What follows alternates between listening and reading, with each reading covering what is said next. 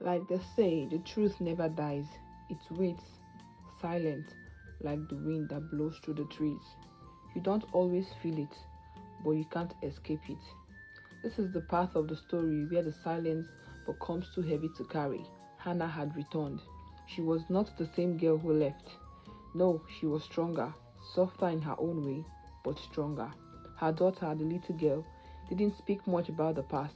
She simply knew. She watched the people, the way they stared at her mother. She watched how they looked at the perfume bottles and how they would pause as if trying to remember something they had forgotten. But one day, the boy, Vivian's son, came to her.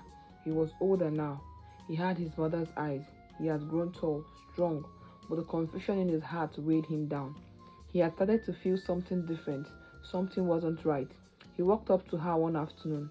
You look like me, he said, staring at the girl in front of him. His words were simple, but the question hung in the air like smoke. He didn't even know what he was asking. She smiled softly. You look like me too. And just like that, something started to change. Vivian saw it too. She saw the way the boy and the girl spoke to each other. So familiar, so natural. She saw how they shared glances, how they didn't need words to understand each other, and she hated it. It wasn't about love, no. It was about control. And it was slipping away. She tried harder to keep him close, tried to fill his heart with lies. She told him that his real mother was a distant memory, that Precious, Hannah now, didn't care about him.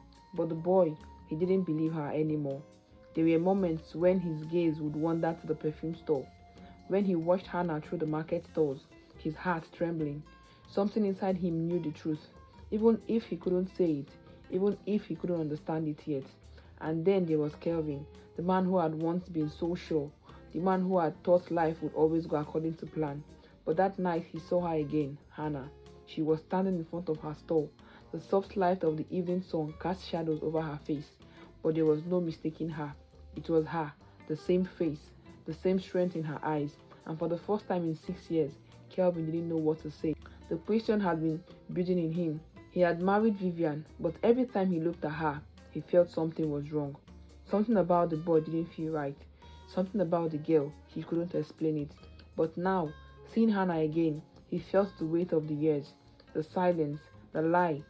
He stood at the edge of the market watching her, and she turned as if she felt him there. For a moment, their eyes met. No words, just a gaze. And everything he had thought, everything he had believed, began to unravel. Vivian wasn't blind. She saw Kelvin stare. She saw the way he watched Hannah. She saw the way he avoided her. Her heart started to shake, but she would never show it. She forced a smile. She pushed the lie harder, told the boy, remember, I'm your mother. She's just someone who gave birth to you. She didn't want you. But the boy, he didn't listen anymore. He started asking questions, soft ones at first, then louder. Why doesn't she want me? Why can't I see her? The lies Vivian had so carefully built began to crack. She would go into town, walk past the perfume store, and see him standing there, the boy and the girl staring at each other from opposite sides of the market. And for the first time in 6 years, Vivian began to feel afraid. That night, when the boy went to bed, he spoke to her softly. Mommy, I want to go see her. Vivian looked away, her eyes full of fear. She doesn't want you, she only wants to hurt us. But her voice wasn't as sure as it had been before. I want to see her, Mommy, the boy repeated. Please. Vivian sat in silence. She knew what was coming. The boy could feel the truth now, and no amount of lying could change that. And Hannah did not beg for their forgiveness. She did not fight. She did not speak loudly. Her strength was quiet, like the evening mist that slowly covers the land. When she saw Kelvin coming towards her that evening, she didn't turn away. She didn't run. She just waited.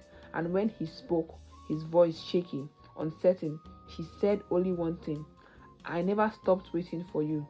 The words hung in the air like the scent of her perfume, a truth so deep it couldn't be ignored. In the end, the truth doesn't rush. It doesn't need to scream. It simply finds a way to be heard. Kelvin had been lost for so long, but in that quiet moment, standing in front of her, he realized something. The lies were loud, but the truth had always been silent, and now it was finally speaking. If you enjoyed the story, like, share, and tell me what you learned in the comment section. Please do well to follow this account and subscribe. Thank you. Wait for part 3.